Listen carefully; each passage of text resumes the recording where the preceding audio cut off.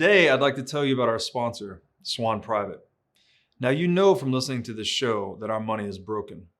Fortunately, we have Bitcoin, a better money that will help us build a brighter future. But if you don't have a Bitcoin strategy and a trusted partner to help you execute that strategy, then you're probably going to fall behind.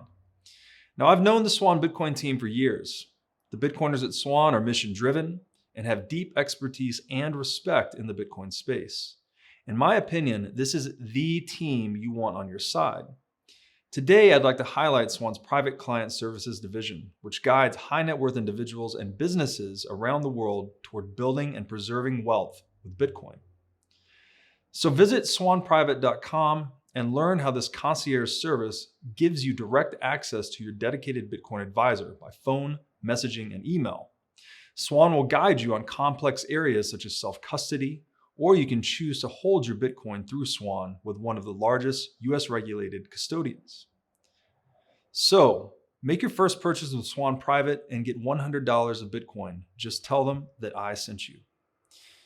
You know, an opportunity like this to build and preserve legacy impacting wealth for your family and company will not likely be seen again in our lifetimes. Sign up at swanprivate.com today, mention Breed Love to your advisor, and get $100 in free Bitcoin when you make your first buy. Andy Schoonover, welcome to the What is Money Show. Thanks for having me. Big fan. Appreciate it. Glad to have you here. I think the conversation we're going to have needs to be talked about. This idea of, fiat currency corrupting a lot of things in life for people. Mm-hmm. I would say among them, healthcare is one of the most screwed up industries as a result of screwed up money. Mm-hmm. So I hope this is the first conversation of many, either on the show or on other shows, about this topic. But I think it's quite literally destroying our lives, right? We are not only using fiat currency to wage war with one another, but it also screws up the incentives inside of the healthcare industry. So maybe we could walk before we run here. Could you just give us a little bit of your professional background, how you got into this space, mm-hmm. and, where appropriate, please introduce how you got into Bitcoin as well. Yeah, sure.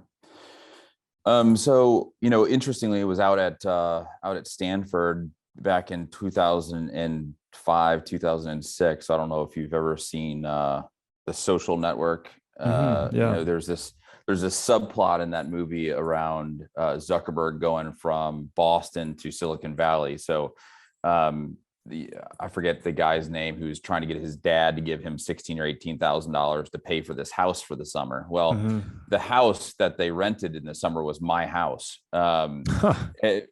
It was we were all doing our internships for the summer. All me and my B school classmates all doing internships. We were looking for somebody to rent it, and so Zuckerberg shows up and with all of his buddies and takes over our house. So that house in the movie was not actually our house, but it was referencing our house. So wow. All that to say, like, it was one of those crazy times in Silicon Valley, and everybody was going. All my classmates were going to do Google and Facebook and things like that. I wanted to do something a little bit different. I tend to be a contrarian, like I think many of your listeners. Many Bitcoiners, yeah. Many Bitcoiners, yeah. So I was like, all right, I'm going to go buy a small company and see if I could run this thing. So ended up buying a company in Dayton, Ohio, of all places. I'm from the Midwest, originally from St. Louis, so it wasn't too foreign to me.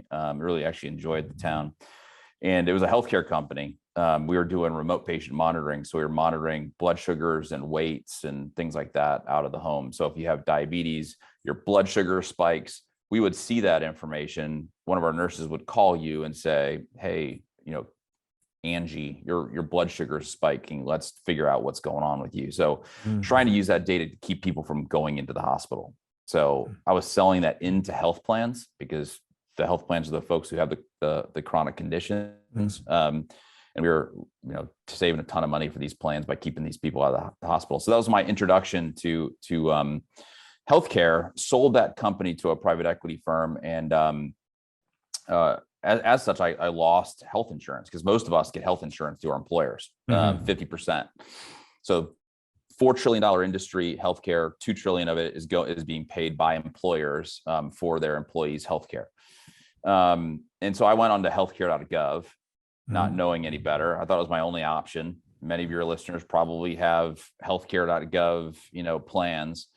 It was $1,200 for me, my wife, and my 2 girls. And I was like, all right, well, fine. And I kind of joke it worked until I had to use it. So my little one was having recurring ear infection. So we went to the ear, nose, and throat doctor, and said you got to get tubes in her ears. Went to the hospital, got tubes in her ears. It was $8,000 for 15 minutes. Wow. And I was like, holy crap, $8,000 for 15 minutes, right? I mean, that's how screwed up our healthcare system is. Any of us would want that hourly rate, right? Yeah. And so I knew there was no way that was. And then, I was like, I have health insurance. Health insurance is supposed to pay for it. And they emailed me, sent me snail mail. Interestingly, they said it was medically unnecessary, so they weren't going to pay for it. And, it was at that point where I knew something had to be done.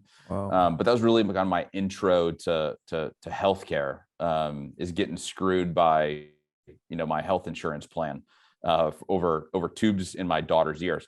Interestingly, after that procedure, she never got an ear infection again. So I know it was medically necessary. Right. And so, and for me, $8,000, I've been kind of very, very blessed. Wasn't that big of a deal, but for 99% of the country, $8,000 puts them into serious financial distress, right? Yeah. The whole point of health insurance is if you have a big event, they will make sure that you don't go into financial distress. Right. And 250,000 families last year who had health insurance went bankrupt due to a medical event. Right. 250,000 people, right? That's how screwed up our health insurance market is. Wow. Heck of a story there. Like the direct experience with just how screwed up an industry can get. And correct me where I'm wrong here. Again, I don't have intimate knowledge of the industry. I worked on a healthcare software startup for some time in a financial chief role. So I had a little bit of insight, but not in-depth knowledge. But doesn't a lot of this stem from the adversarial relationship between payers and providers? That like you have medical providers, rendering the service, but they would charge much higher prices with the expectation that the ultimate payer, the insurance company or whoever it may be, is going to get some negotiated rate, 50, 80% discount. And so it's just like a fight before it even begins. And it's the one experience I've had that was really silly. I can't even recall what it was. Some silly, like getting a piece of skin removed, something like that. Not a big procedure. On an insurance plan I was on, this is probably 5 or 6 years ago. They couldn't tell me how much it was going to cost before the procedure. They can't tell you. You're like, well, how much is it if I just pay cash? They're like, we can't tell you. Right. Well, how much is it if my insurance pays it? Like, we can't tell you. I'm like, when can you tell me after you do it? I'm like, what are you talking about? Like, I'm signing a blank check and you just send me a bill? Tell me another industry in this country where that happens. Like you have to pay for something before you actually know how much it costs. I mean, it's absurd. Taxation's the only one I would say that's close. There, exactly. And that's why the screwed up monetary system and the screwed up healthcare system are so interrelated and so somewhat analogous to each other. Yeah, I mean, I think that people ask like, why are healthcare costs so high, right? And I said, the way that I explain it is if you have the buyer of healthcare, which is generally health plans, and the seller of healthcare, which is typically hospital systems, both wanting the price to go up, it doesn't take an economics PhD to know the price is going up, right? And so you might be like, okay, well, what do you mean the health plan wants the price to go up? Well, some brilliant legislator back when Obamacare was done told the health plans they could only make 20% profit of your premiums in any 1 month, right? So if I have $1,000 premium, the health plans can only make $200. So how does the health plan make $250? They have to increase your premium, right? And so they're actually incentivized for your premiums to go up. Wow. So This is the organization that's supposed to be on your side, negotiating for you, actually wanting your prices to go up as opposed to wanting your prices to go down. Wow. And so that's ultimately what is screwing up. And then add to that, 70% of doctors are owned by health plans or health plan related entities, right? So the people you're supposed to be negotiating with, you actually own. And so there's serious, conflicts of interest there. And so, all these things are really kind of keeping, health care prices going up as opposed to go down. There's no market forces here whatsoever. Right. Oh, okay. So that's the right way to look at it then, is we've removed the market element. And so you sort of have this, I guess, form of collusion between payers and providers in a way. It is ultimately a form of similar to collusion, and you will see in the news where I think United Healthcare and Wake Forest are butting heads right now. I think one of them got a little too crazy with their pricing, and that happens, but ultimately there is collusion in some cases. In other cases, United Healthcare comes to Austin, Texas, where I live, and there's two hospital systems. And so United is negotiating against a duopoly ultimately. And you can't lose one of those health systems in Austin, because none of the employers in Austin will then want to sign up with your plan, because your network is not, you have to have both hospital systems in your network. And so even if United Healthcare, which is the 7th largest company on the planet on revenue, wanted to negotiate with a hospital system in Austin, Texas, they can't, because there's a duopoly there, right? And so that's also the challenge.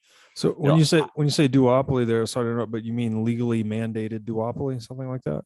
I mean, it's not legally mandated, but it's these hospital systems are buying up all of the doctor's office and the orthopedic, specialist office. And so ultimately what has happened is you've just got 2 big hospital systems in Austin.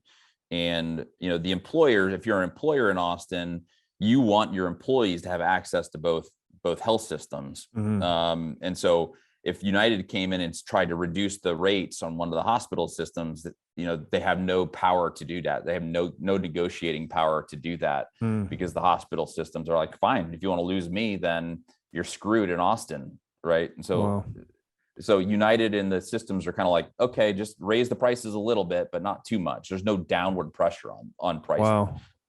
What I tell people is, I, as an individual, have significantly more negotiating power against the hospital than United does, interestingly, right? So let's just say I go and have a NICU baby, right? They're in the hospital for 90 days. It's $1 million bill. The local hospital can come to me and say, I need $1 million for you. But what happens, right? I go bankrupt and the hospital gets nothing, right? So the hospital has to negotiate with me to get to a price that I can actually pay. Right. Wow. So the market forces are taking over again and saying, okay, we're going to reduce prices because you can only charge as much as someone can pay. And that's, we'll get into CrowdHealth in a little bit, but that's ultimately what we're doing, is allowing the individual to negotiate those prices, as opposed to these big corporations who have no incentive to negotiate prices on our behalf. Wow. Okay. So, and when you describe these large, I'm sorry, who is the duopoly again? These are the healthcare systems? big hospital systems. Hospital systems. So in Austin, it's St. David's hospital system and Ascension hospital system are the 2 big ones, which they own almost all the hospitals in Austin. And most cities, I think you're in LA, right? You have I've been traveling since since things got weird after COVID, so I left. Sure. In most cities, you have 2, maybe 3 hospital systems. In the big cities, you may have 3 or 4. But the fewer the hospital systems you have, this is actually proven. The fewer the hospital systems you have, the higher the prices are in that city. Wisconsin has like 1 hospital system, and Wisconsin's prices are like 25% higher than Texas's prices on a kind of a per procedure basis, because they basically have monopolistic power in Wisconsin, that hospital system. So wow. it's crazy that we allow these monopolies to directly impact us. Those are directly impacting our premiums and ultimately what we take home from our employer every week. Sure. Yeah. So all right.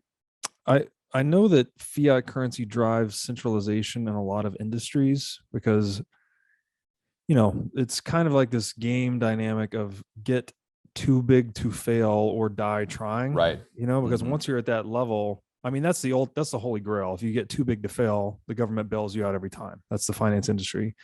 But below that, the bigger you are, car companies, all kinds of things. Yeah. Yeah. The bigger you are, the easier access and cheaper access you have to freshly printed money or credit. So you can go out and really just buy up a lot of your competitors, So we see a lot of industries tilt towards centralization as fiat currency ramps up, really the inflation rate ramps up. And again, inflation rate, I don't mean CPI. I mean the rate at which we're expanding the money supply. Sure. To be clear, is that the dynamic at play here where these large hospital systems become, oligopolies, duopolies, monopolies? Is that the same dynamic at play? Yeah, absolutely. I mean, I think there's a lawsuit right now against United Healthcare. United Healthcare, for everyone listening, the largest by far health plan in the country. So there's a lawsuit against them that's basically saying, hey, what you're doing is you're coming in and giving us, imagine you're a group of 10 doctors in Austin, right? And United Healthcare pays for 30 or 40% of the people who walk through your door. United Healthcare goes into that, again, allegedly, goes into that doctor's office and says, I'm going to give you a super low reimbursement rate for your knee procedures and shoulder procedures and things like that, right? So your revenue is cut, 10, 15, 20% like that, because United Healthcare says, I'm going to, only reimburse you so much. Well, those organizations can't do that. They can't survive with those rates. And so they either have to say yes to United Healthcare, or they have to negotiate with United Healthcare to get bought, right? And so if somebody is screwing you, one of your biggest customers is screwing you, reducing your rates, then you don't have many choices. And so ultimately what United Healthcare is doing allegedly is forcing these people to sell to them. Wow. So they can continue their at really low prices because they don't have any other option. Yeah. To continue that centralization of all the healthcare resources being under, one umbrella. So United Healthcare is by far the largest owner of doctors across the country. They are trying to be the too big to fail, and probably are, organization within healthcare, which I think is analogous to, some of the banks that we saw 10 or 15 years ago. Wow. So that's absolutely happening. And we, as a result of that, are seeing higher healthcare costs because of that centralization. Well, yeah, of course. All right. So is this somehow related to, because, all right, so United Healthcare comes in and says, we're going to chop your revenues 15, 20%, or you could just sell to us. Right. Clearly that gives them a lot of leverage. Is there leverage somehow backstopped by the legal mandate of employers to provide health insurance to employees? Is that what gives them this power to say, take the haircut or sell to us? Yeah, absolutely. I mean, it's now legislated that employers over 50 employees have to provide health insurance for their employees. It's an absolute, it's a must. Like it's, and if you don't, you are fined. It's somewhere between $2,500 and $5,000 an employee per year if you don't provide them with health insurance.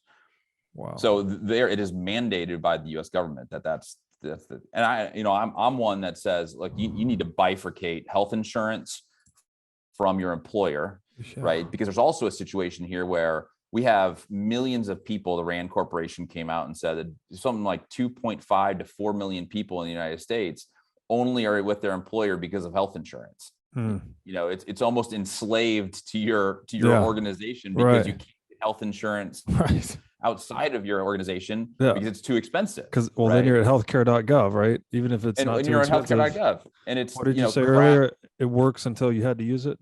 Yeah, exactly. Well, 1 out of every 6 healthcare claims on healthcare.gov are denied. 1 out of every 6. If you're in Texas, it's 1 out of every 5. If you're in Tennessee, it's 1 out of every 2.5.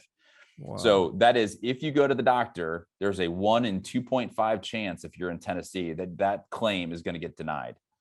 I mean, it's preposterous, and we have no recourse. It's almost, healthcare is fiat. Our health insurance is fiat, right? It's like, we have no recourse. You have to get it. And if the health insurance plan screws you, then yeah, I mean, you can write to the labor department in DC and tell them that, somebody screwed you, but the money's labor gone. Department's it's gone. Yeah. There's no chance that somebody in DC is going to respond to that. Right. So, and there's these Department of Insurance, state departments of insurance. And so if you have an individual plan outside of your employer, you can go to the state insurance department. So there is some recourse there, but these health insurance plans have so many lobbyists, right? And so entrenched in the legislative system of our country that they might get a little, slap on the wrist or something, but there's not a whole lot of recourse if you get screwed personally. Yeah. And at that level, it's just the cost of doing business, right? You can impute the cost of the slaps on the wrist because you're taking it home, basically revenue wise, right? You're writing your own role. I've never seen any. I got this term yesterday from talking to Corey Clipson, but making your own weather, or kind of just making their own weather, so to speak. Yeah, that's right. And I think we're seeing it. Well, I think it was 2019. Gallup did a poll of like the most hated industries. Yeah.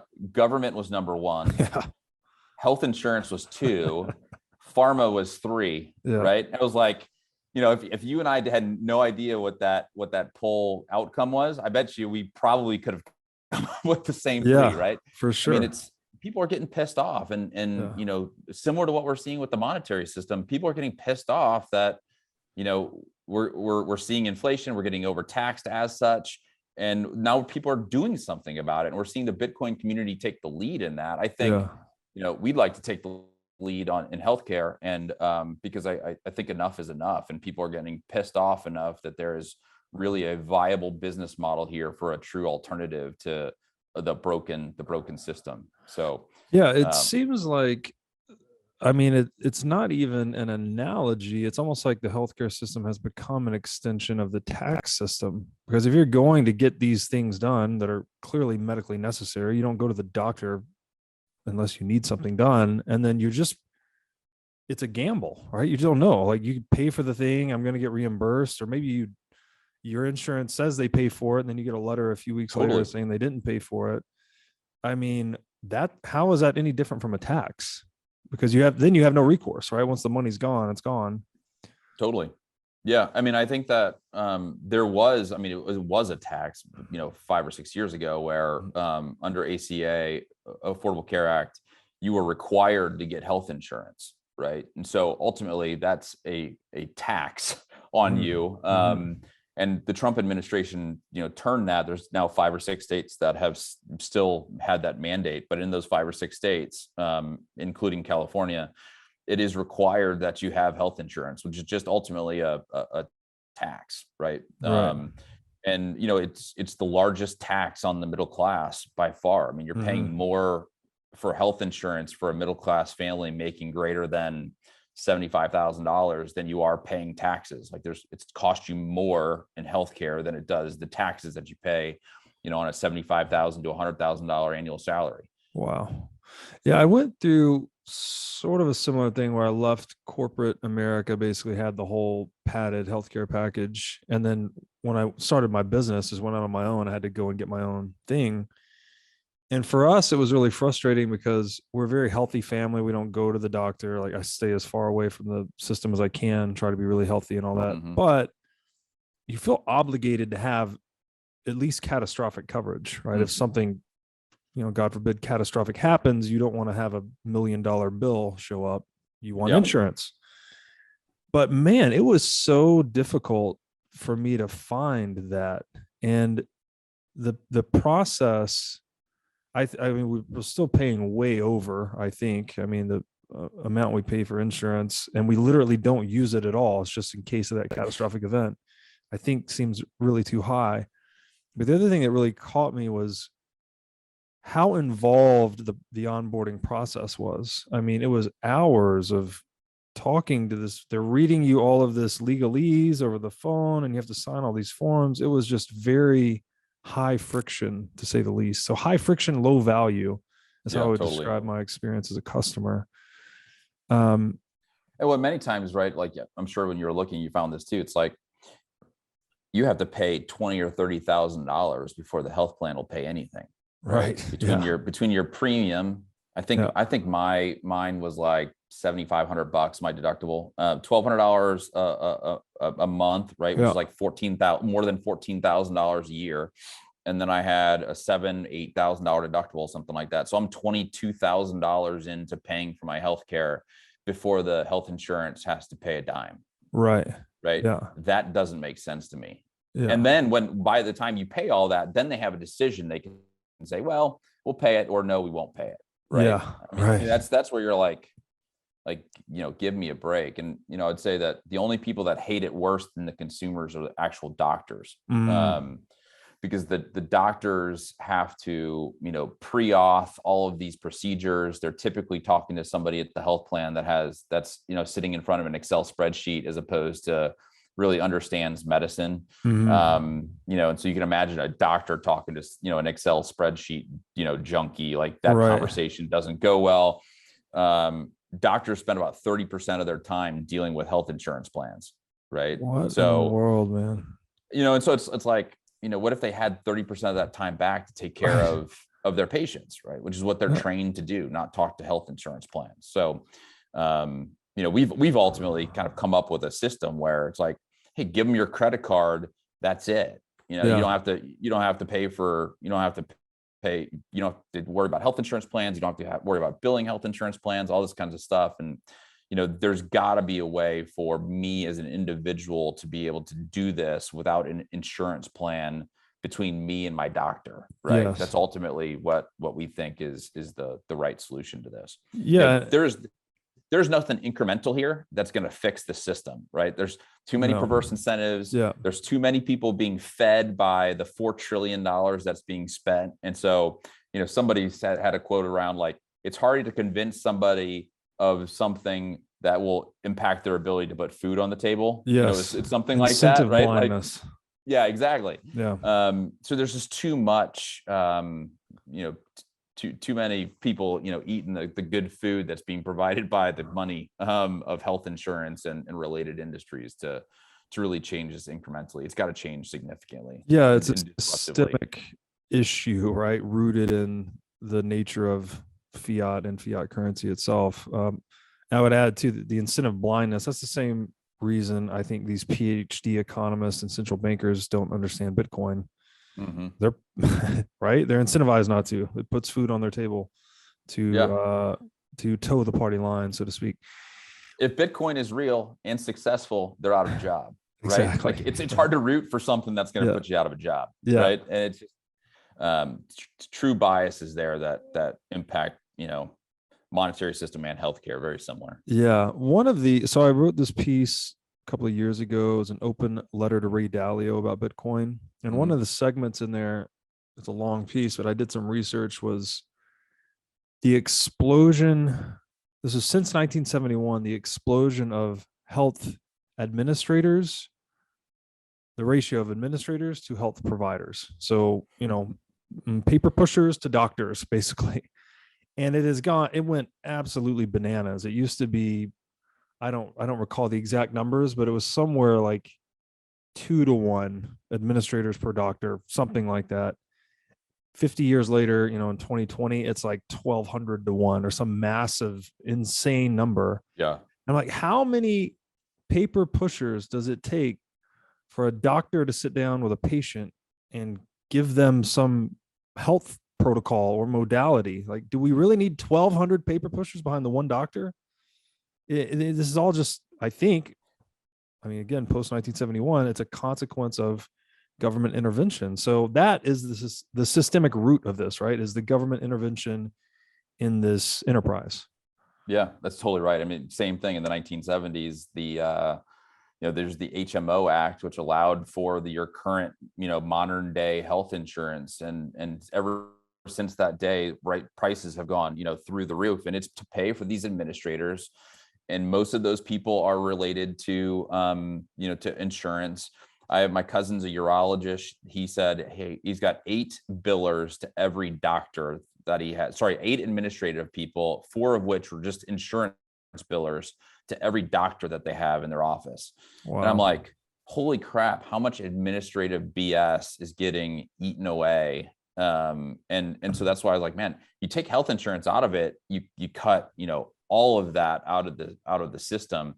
And Lord knows there's enough, jobs out there in this economy to absorb some of those people into other professions. It's not like they're going, unemployed. Like there's plenty of people looking for jobs, great employees out there. So I think that, the primary driver of what you're talking about is insurance, without a doubt.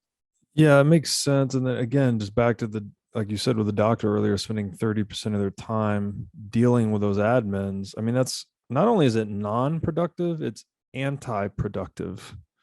Right. The doctor that had a 6 or 8 hour day to spend with patients now that's getting just cut down through all these other required engagements that really necessary to satisfy compliance ultimately. Yeah, and those are super expensive hours too, right? I mean, if you think of these doctors who are making $300,000 to $750,000 a year, depending upon their specialty. I mean, 30% of that time is a lot of freaking money, right? Like that is not an inexpensive hour that you're spending with an admin at a health plan to approve a knee procedure or an ACL tear or whatever, right? Yeah. So it is, if we could cut that out of the system, in addition to that, interestingly, when the doctor bills the health plan, they bill through an electronic medical record. Right. And that electronic medical record takes 6 to 10% off the top just for billing, right? So your Visa or MasterCard or whatever is 2.5%, something like that. Your debit card's 1.5%. This is somewhere between 6 and 10, sometimes even 12%, just right off the top for billing the health insurance plan. And so there are lots of costs to be sucked out of the system if you can take the insurance plan out of that. So we've got doctors, you talk to us, all the time. It's like, man, if you would give me a credit card, I would give you a 30 to 40% reduction off of your rate. Right. So the cash pay rate is 30 to 40% less than what the health plan rate is. Right. All because of what we just talked about, is all those administrative costs. Yeah. Yeah. So they'll discount you, like you said, very heavily for direct pay. And then also it's kind of a sort of a paradox in a way that the individual ends up with more negotiating leverage because they have bankruptcy as a backstop. Yeah. Whereas these other, that's so interesting. Now I'd like to tell you about a great new Bitcoin show on the scene that you've got to check out. Brought to you by Swan Studios and Bitcoin Magazine, this show is Hard Money with Natalie Brunell. Natalie is an Emmy-nominated journalist bringing unparalleled experience to the Bitcoin media scene. And personally, Natalie is one of my favorite voices in the Bitcoin space. Each week on Hard Money, you'll get the top headlines of the week with analysis you won't find anywhere else. Hard-hitting interviews with amazing guests like myself and other top minds in the Bitcoin space. And the show will take you directly into the lives being changed by Bitcoin all over the world. Check out Hard Money at swan.com/hardmoney. Today, I want to tell you about our sponsor, CrowdHealth. So, how does health insurance work? You send an egregious amount of money to an insurance company. They hold it in a pool of depreciating fiat currency. Then, when you have a large health event, you have to pay them even more via your deductible. And then you hope they will cover your bill. And in fact, 1 in 6 bills are denied by healthcare.gov plans. It's time to take control of your own healthcare bills. I'd like to introduce you to CrowdHealth. It's a decentralization of healthcare using Bitcoin as an alternative to health insurance. Instead of sending fiat currency to a big corporation, you send that money to an account controlled by you, a portion of which is converted into Bitcoin. Then, if you have a big health event, you have a community of Bitcoiners that will use the money in their accounts to help you out. To get more details, go to joincrowdhealth.com/breedlove, where you can find the promo code for $99 a month for 6 months. Just a real quick story, which I think is a fun one. We had a member up in Wisconsin who was having a heart issue. The local hospital there quoted them a price for this procedure that they had to have for $83,000. So this is Oshkosh, Wisconsin, about 90 miles from Chicago. So we called a couple places in Chicago. So 90 miles. We found a place in Chicago was going to do it for $44,000. So we went from 83,000 to 44,000 in 90 miles, right? We kept shopping around for this member, and we found another place in Oklahoma City who would do it for $22,000. So we have, a $40,000 change in 90 miles, a $60,000 change in 1,000 miles. And so that member ultimately went to Oklahoma City to a cardiologist who does a bunch of these procedures, more than the doctors in Wisconsin or Chicago, and saved $60,000 because they were willing to jump on an airplane and go 1,000 miles to Oklahoma. Right. Wow. I mean, that's the inefficiencies in our system. If you could buy a $80,000 car, 1,000 for 22,000, right? 1,000 miles away, we'd all be doing that all day long. Yeah. We'd be taking one trip a day to make sure that we get as many of those cars as possible. And so it's crazy, the inefficiency of the system. Also run the Turquoise Health, which is a super cool company looking at all this hospital data, found one hospital being compensated for a cup of decaf Folgers coffee, $1,200 for a cup of Folgers decaf coffee at a hospital in Michigan. Blue Cross Blue Shield of Michigan was paying them $1,200 for a cup of coffee. I mean, it is absurd. I mean, it's even unbelievable, right? But this is data directly from the hospital that said they're charging that. Wow. You get charged like $15 for one diaper, right? Like a diaper that cost 25 cents. You get charged $15 for it. I mean, this stuff is rampant within these hospital systems, and the hospital, their insurance plans are kind of like, okay, we'll pay it, right? I mean, it's absurd. Wow. I mean, that is just blatant price gouging at that point. I'm like, how is this even legal? Like, this doesn't even make sense. It's despicable, honestly. And I don't know, really, I guess maybe it's kind of a blessing in disguise, because for me personally, again, my family, we dislike the healthcare system so much that we just put all this emphasis on health. We try to just eat healthy and, do all the things. But man, it's sad, honestly, because there are a lot of people out there that have issues and need that system to survive, to deal with whatever chronic illness they may have. And it's just there to price gouge them. That is sad. Yeah, it really is. I mean, I think the question, and I'm sure, you've got a lot of listeners who are way smarter than me, but it's like, how do you incentivize people to do what you and your family are doing, right? Which is to be more healthy, right? We've got a credit score, whether you like them or not. I think they're kind of trash in many ways, but you have a credit score that at least incentivizes people to pay off their credit card bill, right? There's nothing for our health, which is massively more important to us as individuals and to society, if we're sharing our bills with others, to incentivize us to actually take really good care of our bodies, because ultimately we're just relying upon an insurance plan to pay for it, and it doesn't really directly impact me monetarily. And it doesn't feel like people are truly, incentivized unless there is some monetary component to that incentive system. There's not within healthcare. There's no monetary, incentive whatsoever. Yeah. So it really twists things up. I have a friend, one of my best friends, actually. He's worked, I guess he's like,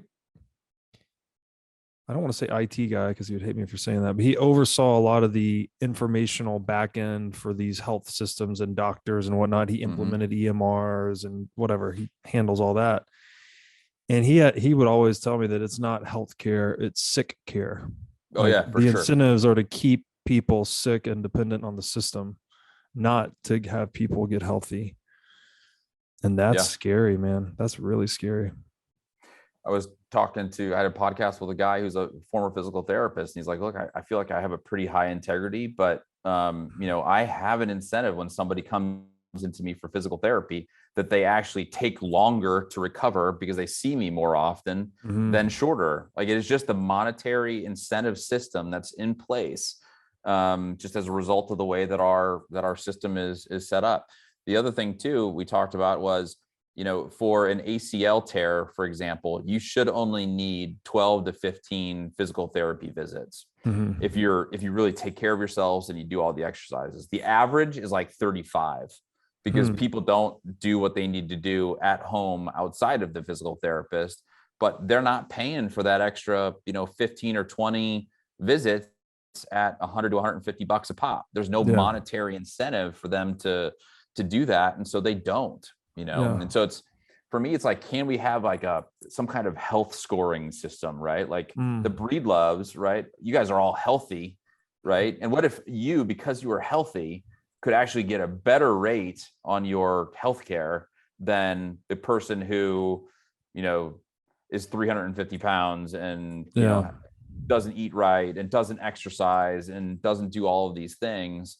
And so, we're thinking through that, like, how do you do that without kind of crossing over a privacy boundary? Like I'm very, cognizant of that, but it's like, you have the option of giving us information that, if it's good, you can actually reduce your rate for your healthcare based upon how healthy you are. I mean, then you have the incentive for people to actually get healthier. It actually hits them in the wallet.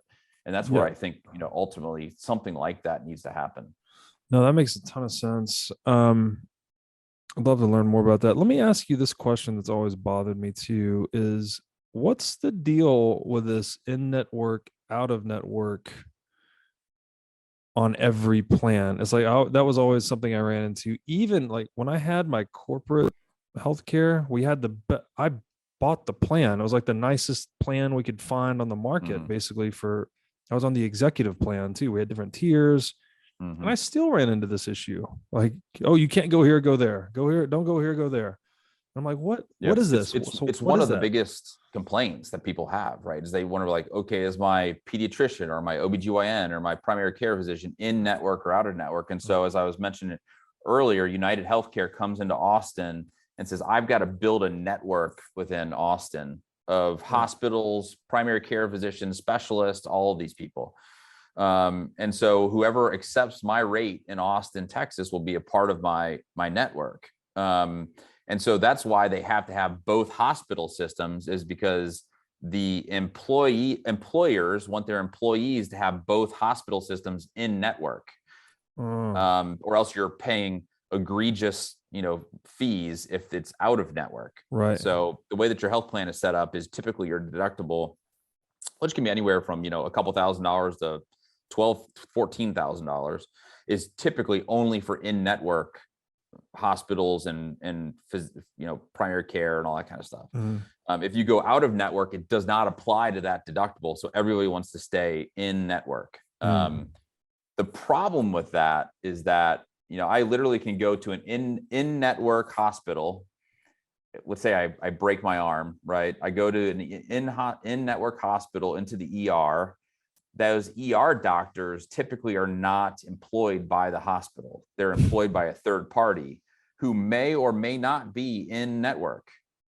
So we've seen lots of examples where you're going to an in-network hospital, the ER doctors are out of network, and so you're charged in network for the hospital, but out of network for the ER doctors. And then the anesthesiologist might be in network or out of network too. So that's where people get these flood of bills after you have a health event. You're like, what the hell is all this? In network, out of network? I just, and you can't even tell me how much it's going to cost in network or out of network. So how am I supposed to make a decision? There is a great law. I'm not huge on regulation, but there is an interesting law. It's just Universal Commercial Code, federal law that says, if you are provided a service without a pre-negotiated price, you have to negotiate a reasonable and fair price after the fact. And so this is very valuable for people who are uninsured like me. I don't have insurance. I can go in and I can say, okay, hospital, I have an emergency. I can say, okay, hospital, tell me what the reasonable and fair price is for this procedure. Well, case law has dictated reasonable and fair to be predicated upon how much it cost you to provide the service.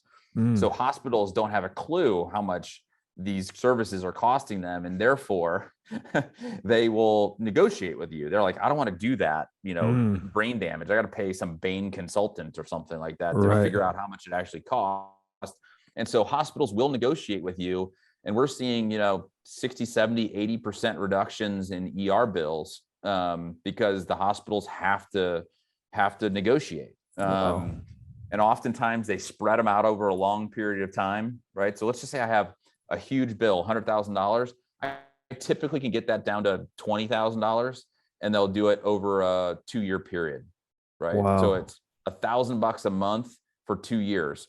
And guess what I would be paying $1,000 a month for? My health insurance, right? Who may or may not pay that, right? So it's like, I kind of look at this and say, the reasonable thing for me to do as an individual is to be uninsured.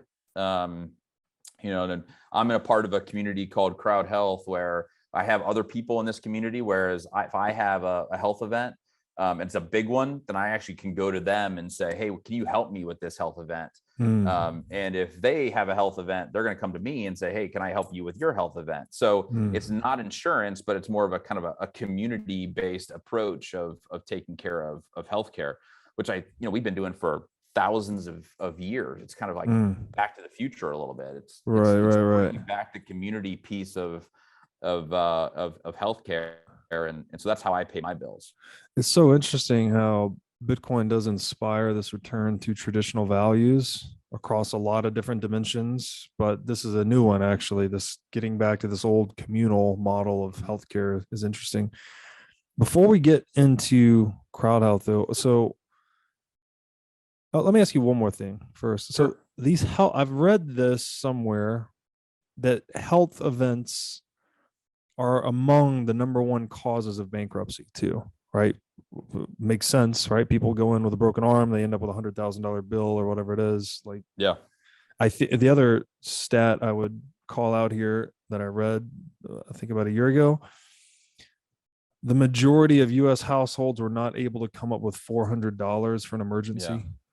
So clearly 100,000 is way out of the scope there. Is that correct? That health events are one of the number one causes of bankruptcy?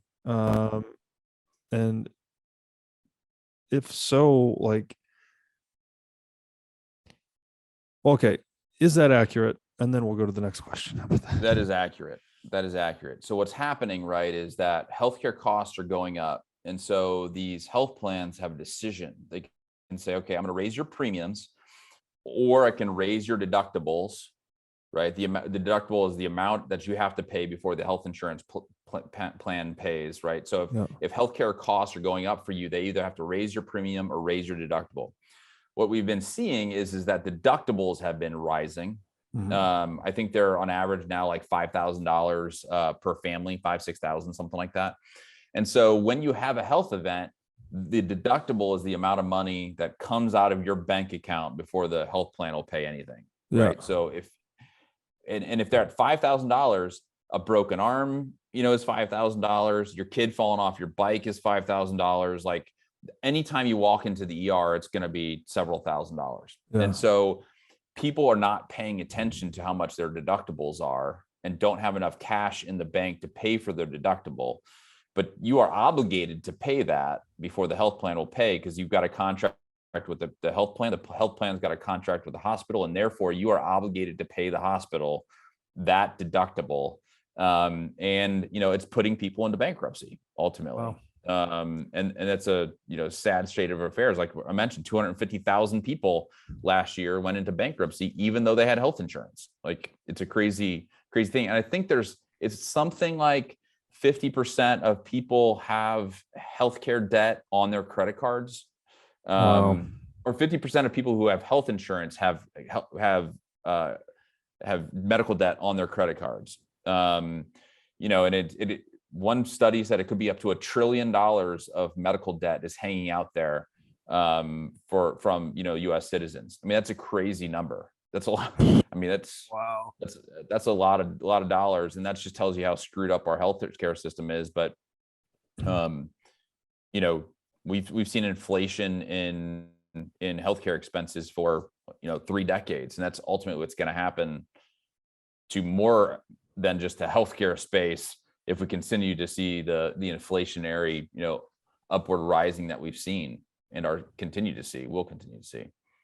Yeah, and man, talk about kicking people when they're down, right? Like you just went through some health event and now you're going to have to go into bankruptcy too because the system is so inefficient and screwed up and predatorial. Like, can we do better as a civilization, guys? Come on.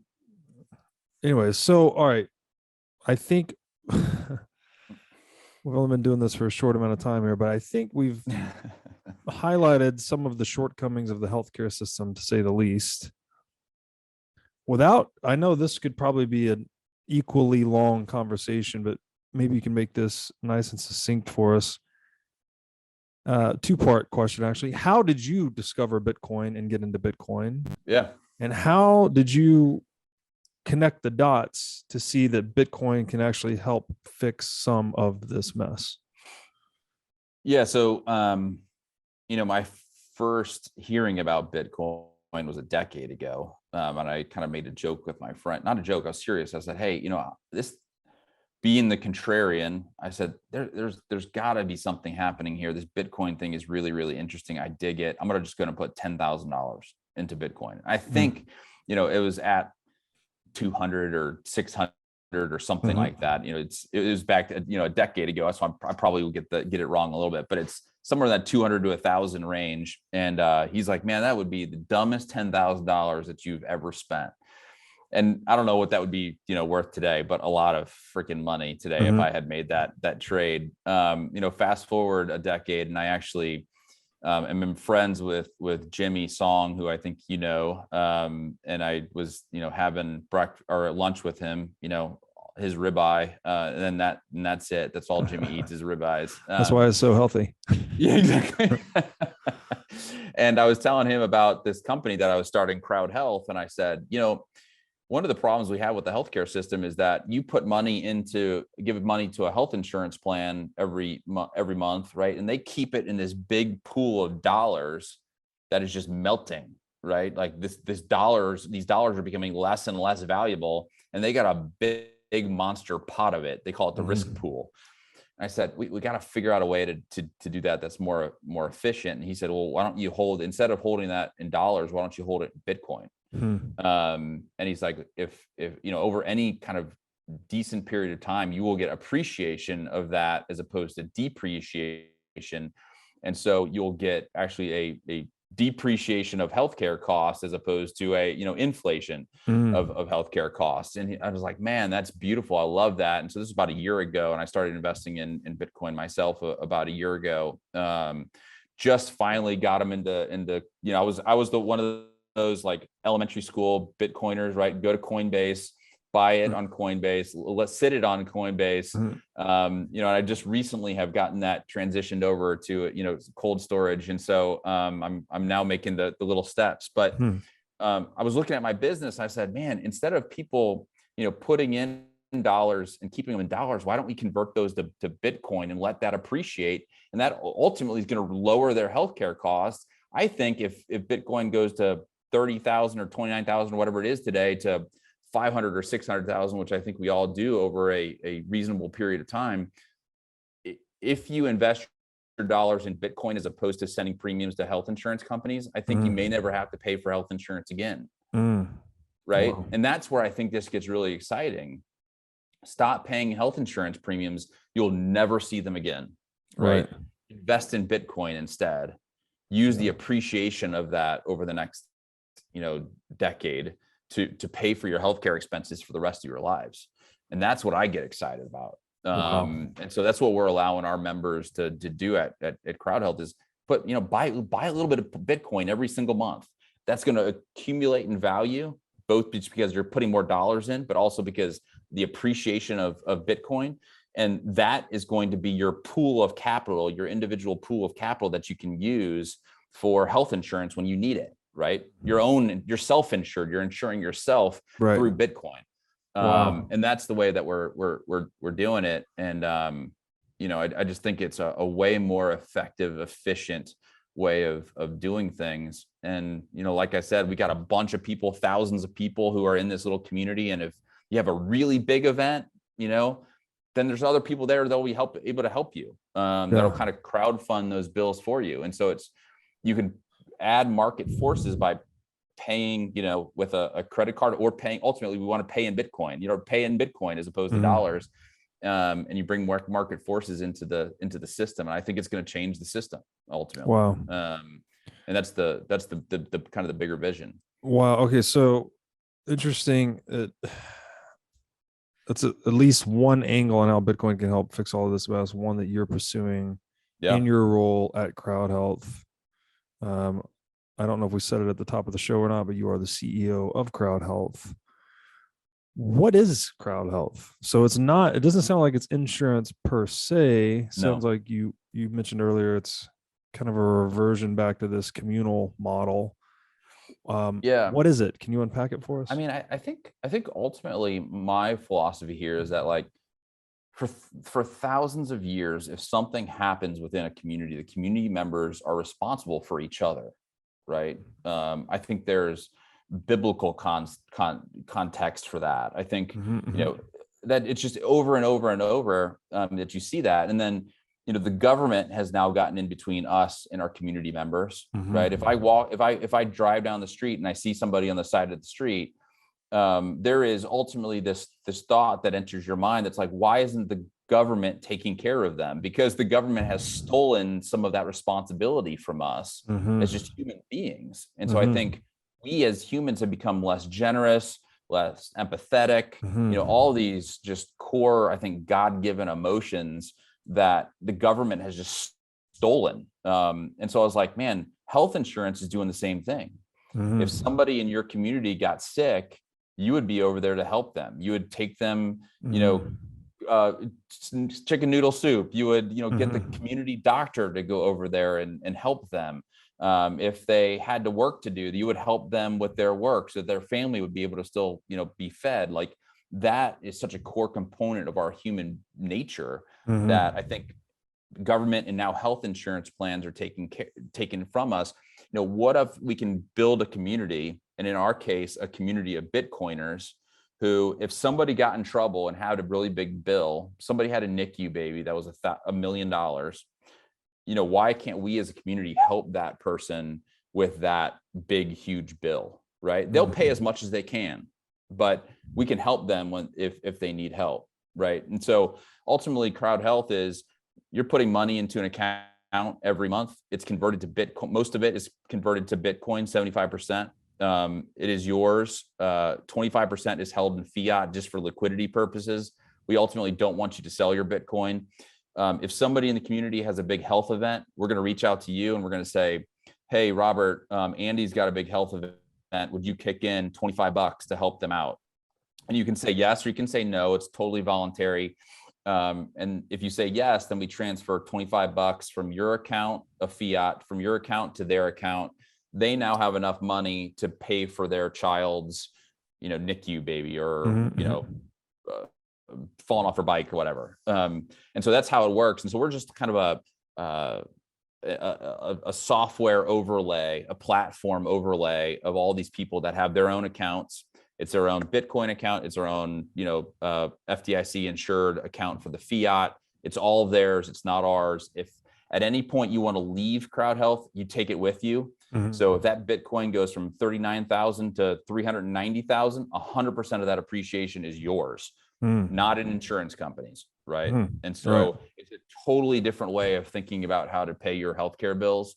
And given that it's my money I'm spending, I have much more incentive to negotiate with the doctor, find a really great doctor for a low price. And CrowdHealth provides some tools to do that really easily. But that's in essence what it is we're providing tools to people to be uninsured, to be outside of the health insurance system.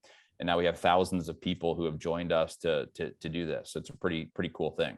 Wow, that sounds like a very important step towards individual sovereignty as well, just disconnecting yourself from this predatorial system.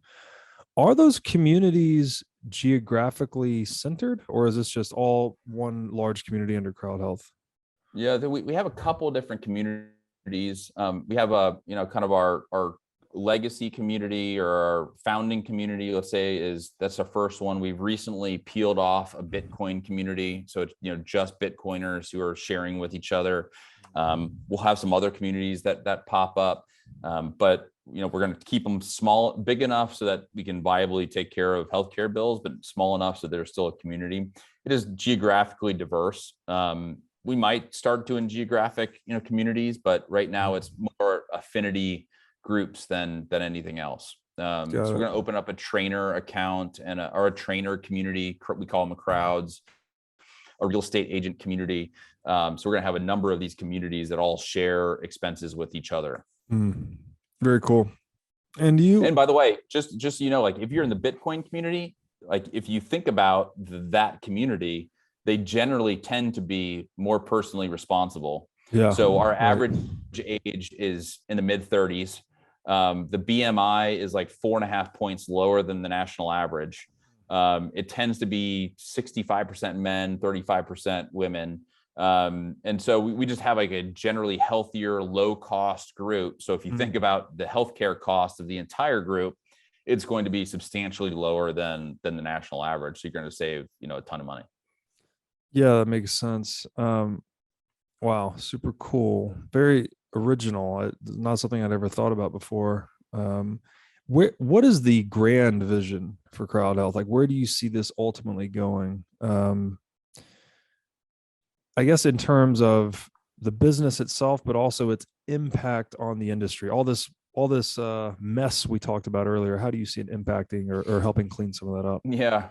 I had this interesting conversation yesterday. I was like, what can we do with healthcare to make it better? Right. And there's just nothing incremental that we can do. Like it's got to be a disruptive impact. It's to the industry. And so, I continue to say we just have to burn it down. We have to burn down the existing healthcare system, just like you want to burn down the existing monetary system. Yeah. Right. And I do too. Right. Like some of these things are just so chronically broken that it's just there's no way to fix them unless you just burn it down and start with something new, right? And so ultimately what we want to do is have every doctor be open and available to take cash payments with credit cards as opposed to health insurance plans. That's going to be their number one way of getting paid is through individuals as opposed to insurance companies. We're working with doctors. Doctors is one of our biggest groups of people who joined us right now because they're so fed up with health insurance. And so if we can get them to start using something like this themselves, telling their patients to use things like this so that we can ultimately take down the insurance business, that's ultimately what I like to see happen. Is I would like to be an insurance-less society, at least a health insurance-less society, that we are all paying for our healthcare costs directly. As such, we'll take $1 trillion of costs out of the healthcare system or more, probably more than that. And, hospitals will be run way more efficiently, way less administrators, way more doctors doing what they love, which is fulfilling to them. I think that's a beautiful future to be focused on, is an insurance-less society that is going to be significantly less expensive. We're 20% of GDP right now for healthcare costs. It should be like 12, probably. Yeah. Right. And imagine all the dollars there that we're spending, but are coming out of our pockets ultimately, right? It's funny to me when I hear people, they're like, oh, my employer pays for it. I was like, your employer does not pay for it. You are paying for it. For sure. Because if your employer wasn't paying you the health insurance, they'd be able to pay you more money. Yeah. Right. And so let's bifurcate that, pay the people the money that they deserve and let them figure out healthcare. Stop getting in between, them and their doctors. The employer should be focused on employing these people and not worrying about the healthcare of their employees or what decisions them and their doctors are making. That just doesn't make any sense to me. No, that's beautiful. Definitely seems like a great vision of insurance less society, at least health insurance less. I'm reminded of this old joke. I think it was Chris Rock.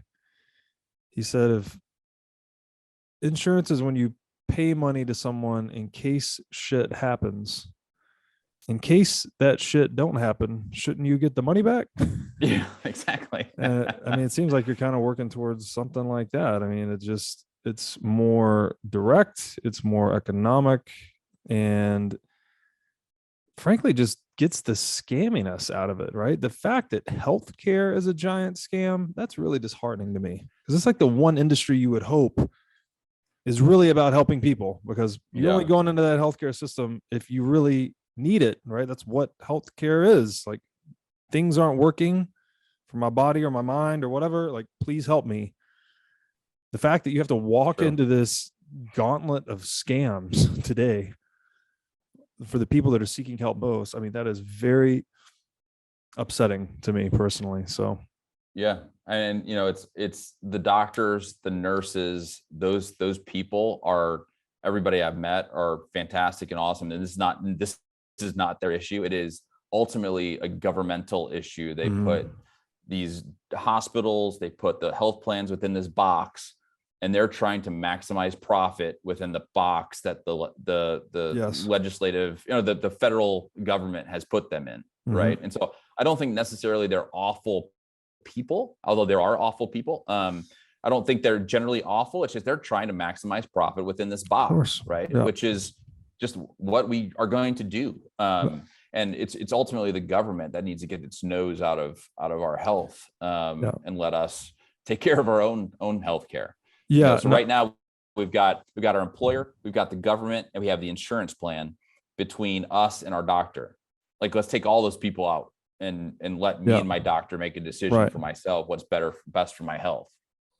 Yeah, no. And to be completely clear, I totally agree with you. I think human beings, like our characters and behaviors, we're just emergent properties of our incentives. Ultimately, people are going to follow their incentives. Sure, there are exceptions to the rule all over the place, but in general, it's true. And so the idea of just cleaning it up, right? Getting the coercive elements out of it, getting the mandates, getting all of this, do this because I said so, and just letting people deal with one another voluntarily. Surprise, surprise, creates all these positive consequences, I guess, that, it's cheaper care, higher quality, less paperwork. People are more satisfied at their jobs. People are healthier, it's really incredible. Well, and most of this is masked by consumer protection, right? We see this in the monetary system too. Like, they have this, we're doing this to protect the consumer. Always. I'm like, like, that's such BS. Like, this is not about protecting the consumer. It's about giving you more power and letting you can have more control over what we do with our money or with our health. And in many cases, those two are the one and the same, right? Yeah. And that's just the challenge that we have. So it's like, man, we need to burn it down. We need to burn down the healthcare system right now, and we need to start over again. And I think this is a true path to doing that. It's a David versus Goliath type of thing. United Healthcare, like I said, 7th or something like that, largest company in the planet that I'm trying to take down. But it's like, if somebody doesn't try to take the swing, then, we're going to continue to live through this, horrific, healthcare system in, one of the greatest countries on the planet. Right. Like that to me is not a thing that I want for my kids or my grandkids. Yeah. Amen to that. And I'm glad you said that it's a lot of the things we talk about on this show are government intervention and the problems with that. And they almost always put on this moral camouflage. Like, you brought up consumer protection. It's always like, oh no, I'm doing this for your benefit. Wear the mask for your benefit, save grandma. It's always something. But it's always misrepresented ultimately too. I heard this from someone that you can derive the true meaning of any bill that's being passed in like a legislative body. Just invert the title. Whatever it says it's doing, consumer protection, it's the opposite of that. So exactly. That's funny. I get a little bit, again, disheartened when I get into the murk on some of these industries and how dirty they are. But also, I guess in my more positive moments, I try to see it as an opportunity, that it's just our generation's challenge. It's like, sure, people that came before us did the best that they could. We've messed up the incentives though, and that is screwing up the outcomes presently for us. So now the onus is on us, our living generation, to correct a lot of that. And man, thank God for Bitcoin, because without that, I don't know that we would make a lot of progress. Totally agree. Totally agree with that. I mean, look, it sucks them down $8,000, right, for my daughter's ear tubes. Right. But most new ideas come from some pain. Mm-hmm. And I saw it through, my daughter, and, some Bitcoiners are seeing it through inflation and taxes and all these kinds of things. Like, you almost need the pain to incite the riot, right? And let's riot for something good, which is better healthcare and a better monetary system. And I agree with you. It's our generations. It's the 30s, the 40-year-olds who are going to go in there and try to change these things in a big way. And I'm glad that we have folks like you and others on the Bitcoin side who are willing to stand up and say, like, this is bullshit. Like, most people will cower in the face of, big governmental intervention. And it's folks like you and others who are like, I ain't going to just sit here and put up with this. So, that's why I'm inspired by the Bitcoin community and what y'all are doing, because I'm right there behind you. Well, you are now fully in it, my friend. And I am. And likewise, grateful for people like you, entrepreneurs, frankly, standing up to the BS. It's like, just get out there and move the world, right? Be smarter, be better. As you said, burn it down if necessary and then rebuild, right? That's what entrepreneurs do. So this has been a great conversation. Yeah, Andy, I really enjoyed it. If you could just please let my audience know where they can find out more about you or your work. Yeah. CrowdHealthBTC.com is where you need to go online if you're at all interested in kind of an alternative way of paying for your health care. Join CrowdHealth on Twitter and all the social media platforms. It's Join CrowdHealth. Would love to engage with you. Anytime I do a podcast like this, I've got some awesome people who reach out and engage. I actually just hired one of them who reached out to me after a podcast. So really enjoy the interaction. So definitely, let's hook up on Twitter or elsewhere. Awesome, man. Well, keep doing what you do, and wish you the best of luck with it, because definitely seems like a meaningful mission. Thanks, brother. Appreciate it. Thanks, man.